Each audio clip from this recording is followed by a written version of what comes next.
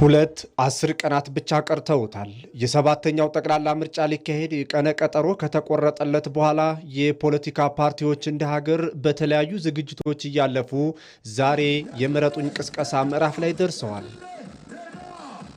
የብልጽግና ፓርቲ ለአዲስ አበባ ምክር ቤትና ለፓርላማ የሚወዳደሩ እጩ ተወዳዳሪዎቹን በምረጡኝ ቅስቀሳው ለሕዝብ አስተዋውቋል። ፓርቲው የኢትዮጵያን ሰፊ ቁጥር የሚሸፍነውን የወጣቶችን ተጠቃሚነት ማረጋገጥ ልዩ ትኩረት የሰጠሁት ጉዳይ ነው ብሏል። መጪው ጊዜ ብልጽግና ነው ስንል ብልጽግና እንደሚረጋገጥ ማሳያ ነው። የሚጠቀሙበት ደግሞ ማን ናቸው?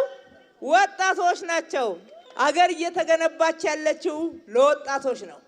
እናንተ እኛ ባለፍንበት ፈተና ውስጥ እንዳታልፉ በአገራችሁ የምትኮሩ በራሳችሁ በዜግነታችሁ ደስተኛ ሆናችሁ የትኛውም አካባቢ ብትንቀሳቀሱ በየትኛው ዓለም ላይ ብትሄዱ የምትከበሩ ኢትዮጵያውያን እንድትሆኑ ብልጽግና ትላንትን ያክማል፣ ነገን ይተልማል።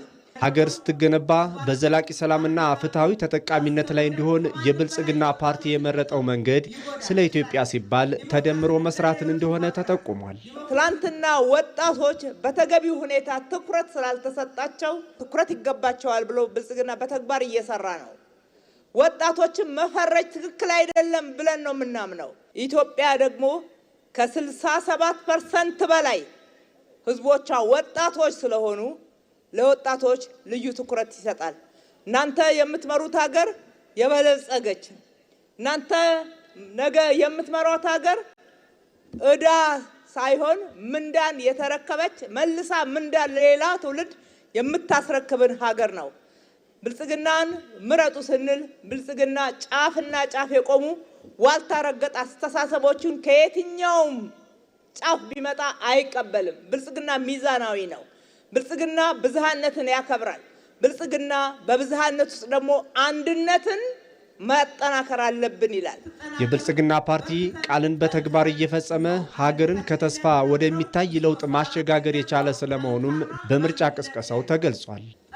ብልጽግናን ለመምረጥ ስንገናኝ ኢትዮጵያን ወደ ተምሳሌት ሀገር እናሸጋግር ስንል የተስፋ አይደለም፣ የሚጨበጥ የሚቆጠር ሚታይ በእያንዳንዳችን ህይወት ዘመን ለትውልድ መልካም አሻራ አሳርፈን እንለፍ ያለውን በተግባር ማስመስከር የቻለ የዚህ ጊዜ ፓርቲ ነውና ለልጆቻችን የምናወርሳት ኢትዮጵያ በእርግጥም የበለጸገች ዛሬ እኛ የምናልፍበት መንገድ መልካም መሰረት የጣለ ነገ ደግሞ ማይነቃነቅ በዓለም ደረጃ በእርግጥም ተምሳሌት ሀገር የኢትዮጵያን ብልጽግና እንማር አፍሪካውያንም ዓለምም የሚልበትን መሰረት ለመጣል በጋራ ተባብረን ተደምረን ኢትዮጵያን ወደ ተምሳሌት ሀገር እናሸጋግራለን፣ ብልጽግናችንን እናረጋግጣለን። የብልጽግና ፓርቲ እስካሁን ባስመዘገባቸው ስኬቶች ሰው ተኮር ስራዎችን ጭምር በመስራቱ የህዝቡ ድጋፍና አስተዋጽኦ ከፍ ያለ ነው ሲሉ እጩ ተወዳዳሪዎቹ ተናግረዋል።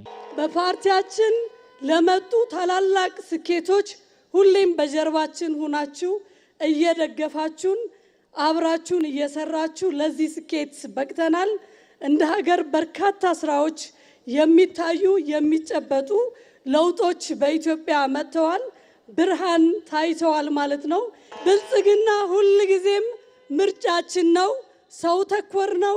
በኢትዮጵያ ስልጣን የሚጸናው ዲሞክራሲ ስርዓት የሚለመልመው ህዝብ በይሁንታ ድምጹን በሚሰጥበት የምርጫ ሂደት ነው። ይህ ደግሞ የወጣቶችንም ይሁን የሌላውን ማህበረሰብ ተጠቃሚነትና ዘላቂ የጋራ ሰላምን የማረጋገጫ ምቹ መደላድል የሚፈጥር ይሆናል።